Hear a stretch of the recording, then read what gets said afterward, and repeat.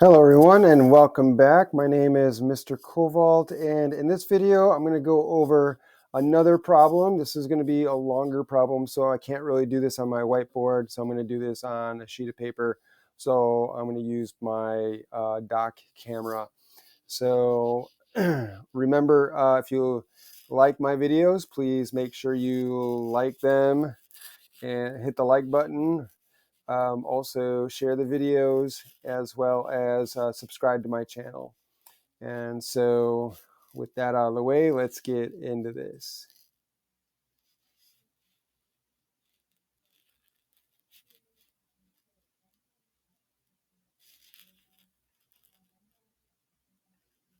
Okay, so in this problem here, a student is weighing out an empty 100 milliliter graduated cylinder. So basically she's doing an experiment. She then fills it, oops. She then fills it to the 15.0 milliliter mark with sand, dry sand, and weighs it again. Next, she uses a pipet to transfer 15.00 milliliters of methanol to the cylinder. She stirs the sand methanol mixture until bubbles no longer emerge and the sand looks uniformly wet. She records the final mass of the cylinder. Her data is listed below. So here we have her data. Use this data to determine A, the density of the dry sand, B, the density of the methanol, C, the density of dry particles, the sand particles themselves, and D, does the bubbling indicate a chemical reaction between methanol and sand? Explain.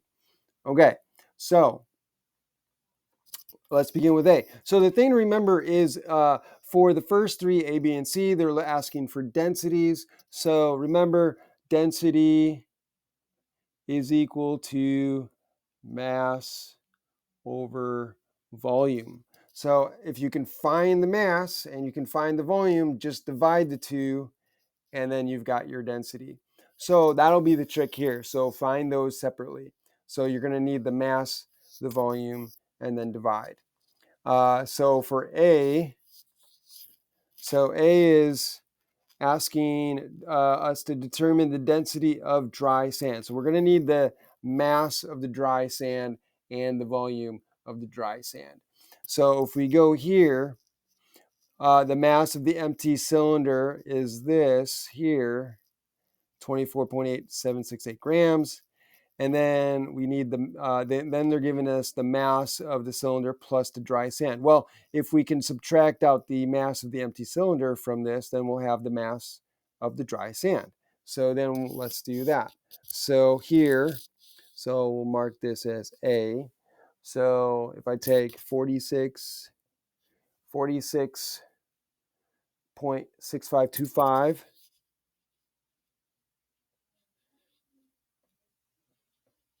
grams. That's the total mass. And I'm going to subtract out the mass of the empty graduated cylinder. So that's going to be minus 24.8768 grams. And so that's going to equal 21.7757 grams. So that's the mass of the dry sand. Dry sand. Okay, so now we have the mass of the dry sand. We just now need the volume of the dry sand. Well, what did they tell us? They told us that she filled the sand, she filled the empty graduated cylinder up to the 15.0 milliliter mark with dry sand. So we can take that as the volume of the dry sand.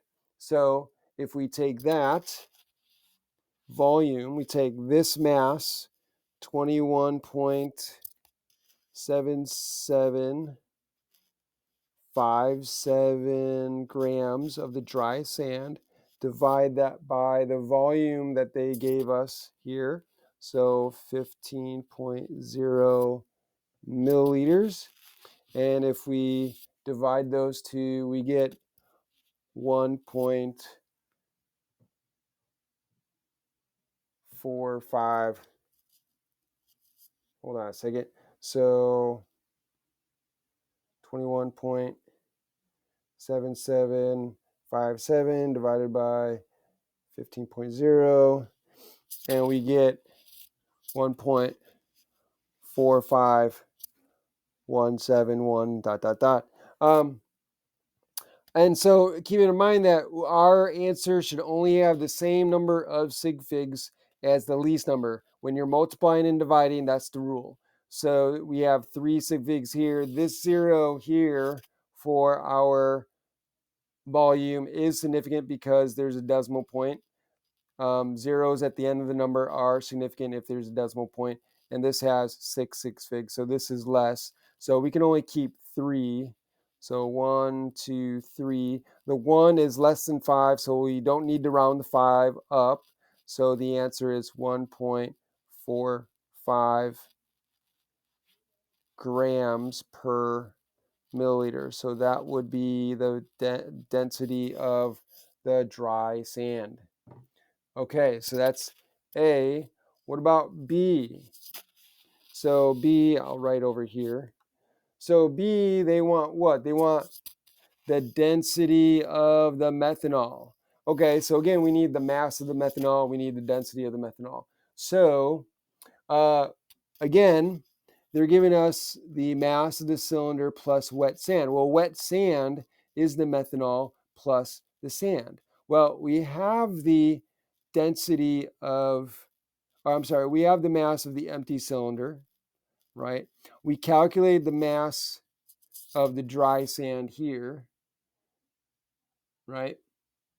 So if we subtract those two out from the mass of the total here, then we'll get the mass of the methanol. So we'll take that total. So we have 58.5325 grams, and we'll subtract out 24.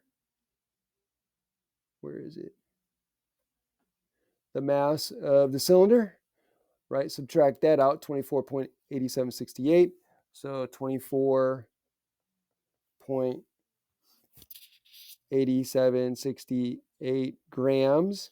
And then we'll subtract out the dry sand because we don't want that. That's in there. So we'll subtract out that as well. So that's going to be 21.7757. 21.7757 grams. And so that should equal, when we do that calculation, 11.88 grams of methanol. So now we have the mass of the methanol.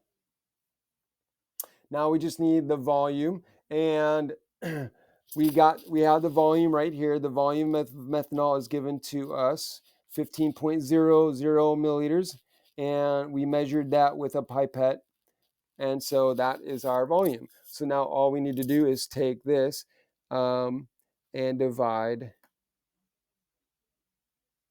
by take this and divide by 15. So we take this 11 point,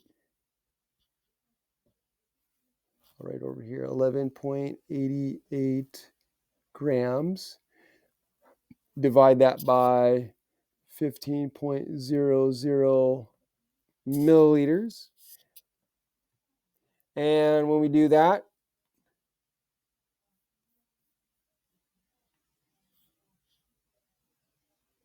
we get 0.792 grams per milliliter. So now we got to figure out our number of sig figs. So here you'll notice that when I was subtracting, remember the rule for subtracting is um, your answer should have the same number of decimal places as the least number of decimal places that you have. So here we have 0.53. We have 1, 2, 3, 4 decimal places. Here we have 4, and here we have 4. Notice we only have 2 here, so the least number is 4. So we should have 2 extra zeros there. So we should add 2 zeros here as well. And so now we're here. And now the rule when you're multiplying and dividing is that your answer should have the same number of significant figures as the least number of significant figures. So this one, because these zeros here are significant, they will count. So we have 1, 2, 3, 4, 5, 6 significant figures. Here we have 1, 2, 3, 4 significant figures. These zeros are significant, and these zeros are significant because you have a decimal point there, right? So this has 4 sig figs, which is the lesser of the two. So that means that my answer should have 4 significant figures. So I should have a 0 there. So that is going to be the density of my methanol. So now we can go to C.